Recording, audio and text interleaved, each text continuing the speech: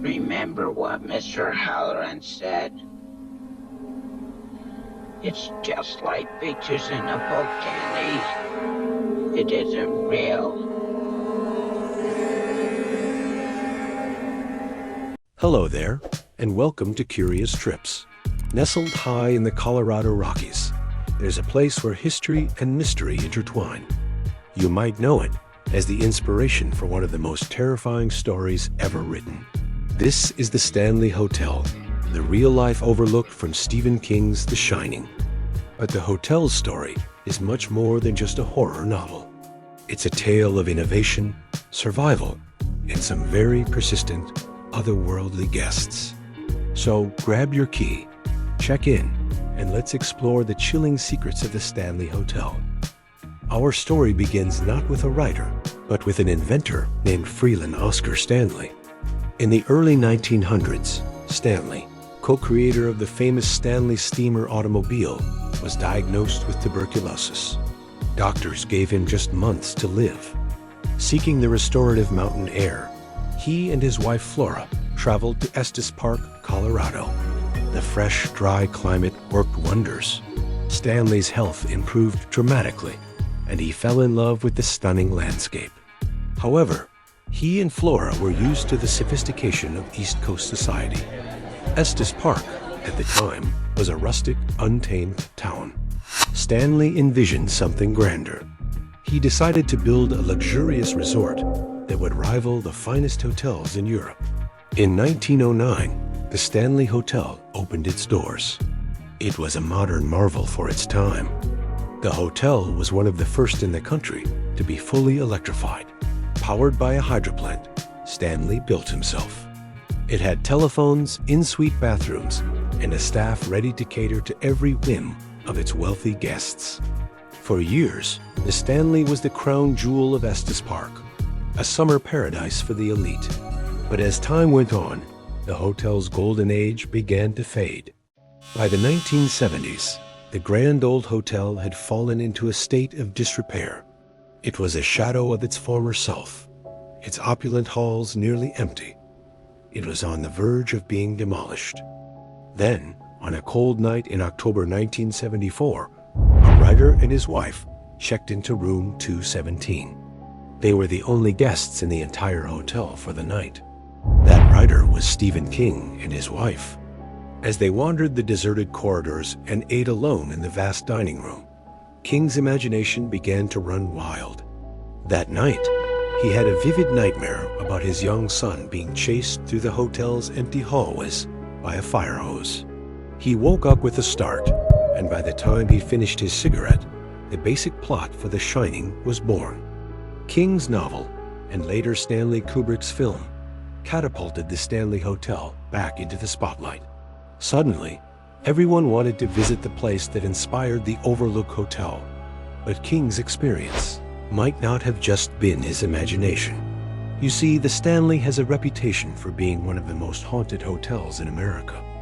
And many of these ghostly tales predate Stephen King's visit. Let's talk about some of the hotel's most famous ghostly residents. Flora Stanley, the wife of the founder, is often seen and heard.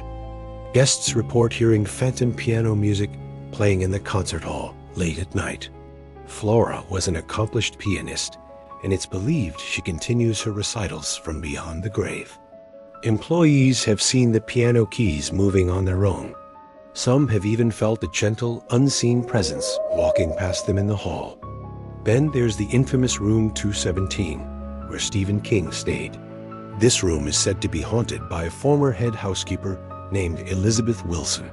In 1911, during a storm, she was lighting the hotel's acetylene gas lanterns when an explosion occurred. She survived the blast, but is said to have never truly left her post. Guests in room 217 report strange occurrences. Doors open and close. Some guests have even returned to their room to find their luggage unpacked and their clothes neatly put away. It seems Mrs. Wilson is still trying to keep everything in order. The fourth floor is another hotspot for paranormal activity. It was originally the servants' quarters, and the sounds of children running and giggling are often heard in the hallways, even when no children are checked in. Lord Dunraven, the man who owned the land before Stanley, is also said to haunt his old property. He's most often reported in room 401.